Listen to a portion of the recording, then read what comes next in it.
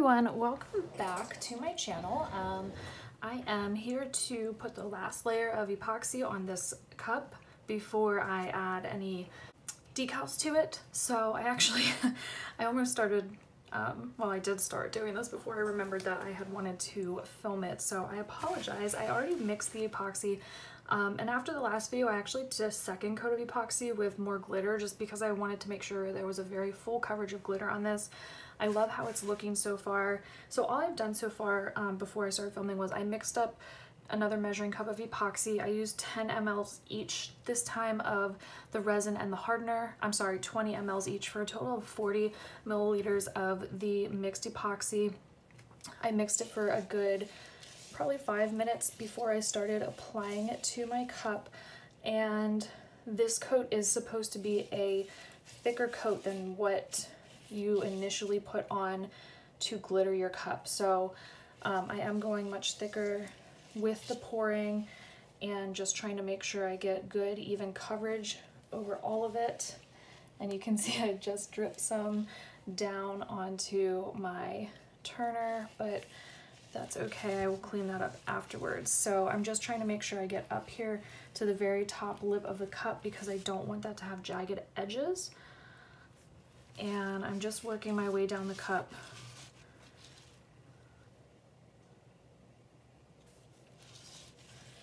And I am doing a little bit more like heavy-handed pours this time just because, like I said, this is, from everything I've read, this is supposed to be a thicker coat than what you did initially. So I'm just working my way. And it is entirely possible that I may need to mix up some more because I do definitely have some patches on this that are still relatively thin.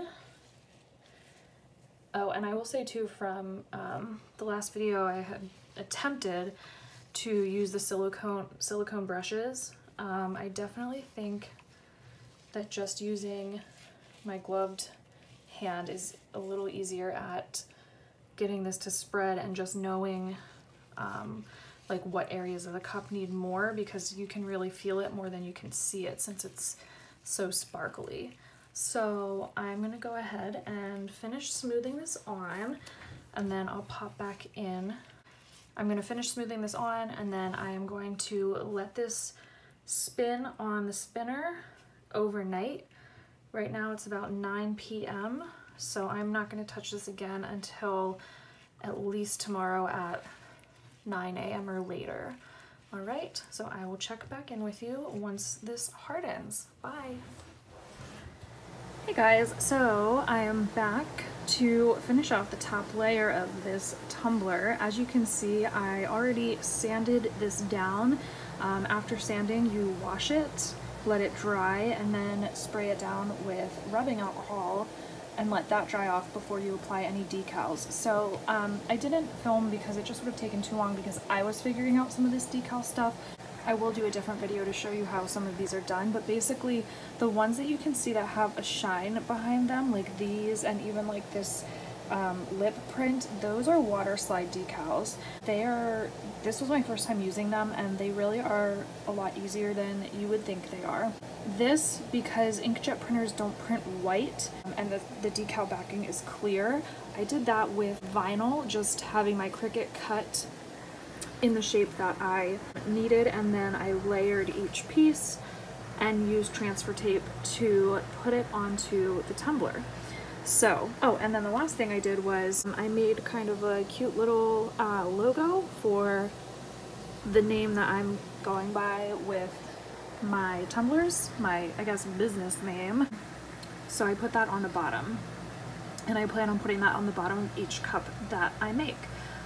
Okay, so I'm gonna finish mixing up this epoxy, and then we'll put it on the cup. Okay, so we have the epoxy all mixed up, and I apologize if it's a little noisy in the background. I do have a fan running to help push some of the fumes out the window. The epoxy fumes aren't too bad, but when you're doing the vinyl, or not the vinyl, but the water decal, the water slide decals, you have to spray over them with an adhesive sealer, and that is very strong with fumes. Like my whole house smelled like it after spraying in this room. So I've been running this fan to get some of those fumes out. So I've been mixing this epoxy for about 5 minutes, and I don't know if you can see, but when you mix it, you will get little micro bubbles that come up to the surface. I don't think there's any way to fully avoid that, but you do get fewer bubbles if you mix it slowly. And then the other thing that can help with those bubbles, once you have it on your cup, is a heat gun. You don't want to use the heat gun for too long, because if you get the epoxy too hot, it can even burn. But if you just do a quick blast with the heat gun, it helps to pop all those little bubbles that come up to the surface. So let me get that stirring stick out of there. I'm gonna glove my hand. So what I've found with playing around a little bit since the first video, or since the beginning of this video, I guess you could say, to me it's the first because I've been filming this in parts while the cup dries and everything, of course. But what I've found is it's easiest to put the first thin layer of epoxy on using one of these silicone brushes that gets it very nice and thin to get all that glitter stuff on there, but without being too thick. But then when you're doing the flood coats and you want a thicker coated epoxy, I do think it's easier to just use a gloved hand or finger to spread it out, because it is going to be a thicker layer, and those silicone brushes kind of really thin it out a lot, which, you know, is not ideal for your flood coat. The other thing to note is that this cup, before putting on this layer of epoxy, it looked very dull, but it will shine back up with this last layer of epoxy added. When you're sanding it down to smooth it, you are going to notice it dulls it a lot. It does take a lot of that shine off, but it will come back with your last coat of epoxy, so no worries. So I am just pouring and spreading a thick, even layer over all of the cup. This is a 32-ounce tumbler, and I used 20 milliliters of both the resin and the hardener for a total of 40 milliliters of epoxy liquid.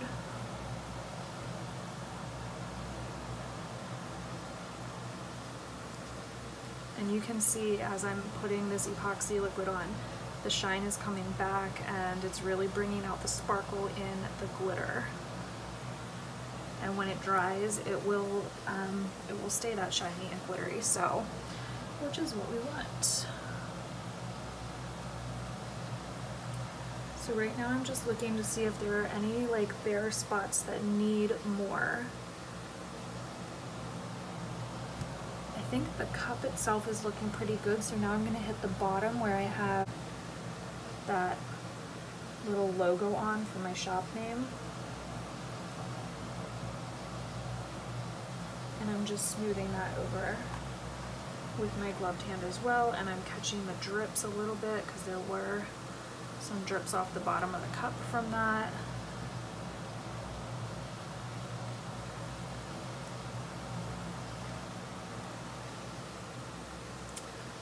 And I definitely think that it's helpful to have, like, I have a ring light above this, and it really gives a nice downward bright light. And what I can do is kind of get down lower on level with the cup and look at it as it spins from different angles, and that can help you see if you've got any blank spots on the cup that have not been epoxied, or if you have any like weird lumps or anything. So I think that's helpful to have, just a tip. But yeah, overall I think I have this pretty well. Now the other thing is the water slide decal. I'm not sure if you can see it, but I can kind of see where the backing is on some of those, but I'm not worried about it because when this epoxy dries down, it's going to really blend in nicely with that clear background. So I don't think you have to worry too much about, like, when you're cutting your water slide decals, You don't have to worry about doing it like right up to the edge of the image or the text. Just kind of leave yourself a little space on the side, because that actually helps with the application process and makes it a little bit easier.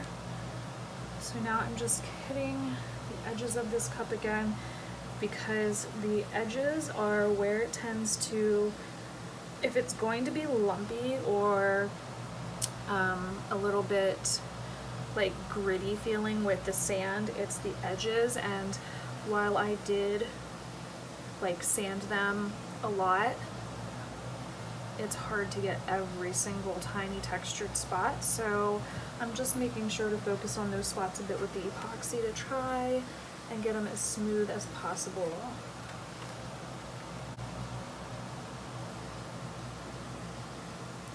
That glitter is just beautiful. I really love how it's looking. I think the pink is stunning and the sparkle in it is so pretty.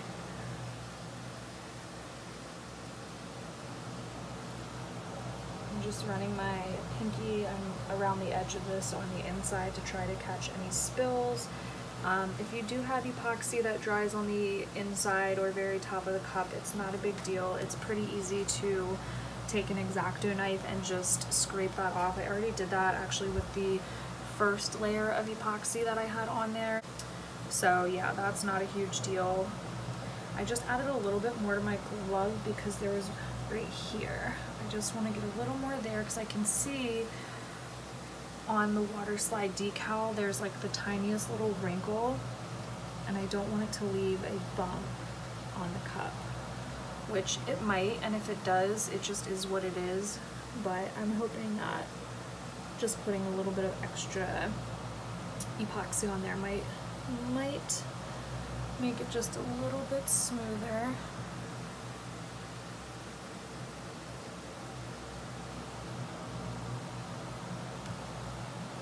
And okay, let's do one more quick smoothing.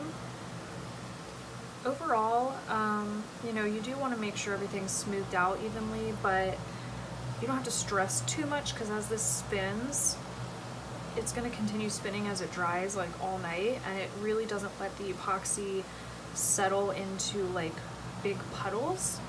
So that's going to help smooth everything out too, and that's why I have the silicone mat and the cookie sheet underneath, because it will drip.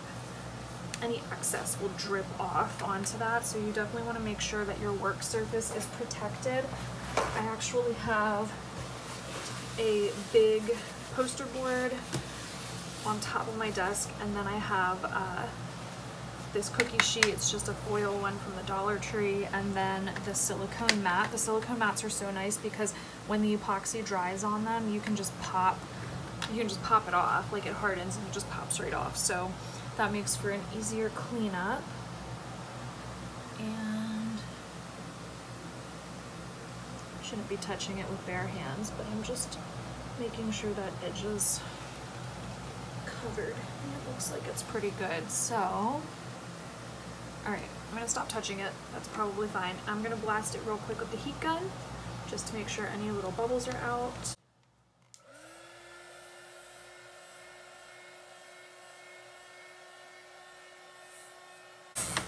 So you don't want to let the heat gun sit for too long in any one spot, because that can burn it, and that is not what you want. So I just do a quick blast over the whole thing as it's spinning, let it go around about once, and I call it a day. If you have extra, you can use it to, if you have any molds, like I have this heart mold, and that's like a little heart cutout. It ends up, I'll show you what it looks like. It ends up looking, it's just like a little heart keychain. It's really cute. I just fill it up. If I have extra, I fill it. So yeah, that's gonna be it. I'm gonna go ahead and fill this mold, and then I'm going to get to bed while this spins overnight. So thanks for checking this out with me, and I will be back to show you the final product once it's dry. Okay guys, so this is my first glitter tumbler. It dried super shiny, just like I figured it would, even though it was a little dull after the sanding. I'm very happy with how this turned out. So this dried, I let it dry on the spinner overnight, and then the next couple days I just put it, I have like paper towel holders that I got from Dollar Tree. I just put it upside down on that to make sure it fully cured. So you want to let it cure for 2 to 3 days before you actually use it.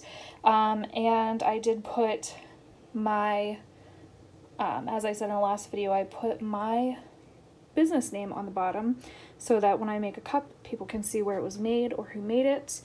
But yeah, so this is my Mean Girls cup. I really like how this turned out. If you liked this video and you would like to see more tumbler tutorials, let me know. I am a beginner, but I'm happy to let you learn along with me. I could do videos on the water slide decals. I could do videos on how I cut the Cricut vinyl, or just in general more tumbler design ideas. So if you like this, make sure you give it a thumbs up, comment below on what you'd like to see more of, and hit that subscribe button. And I will talk to you next time. Bye!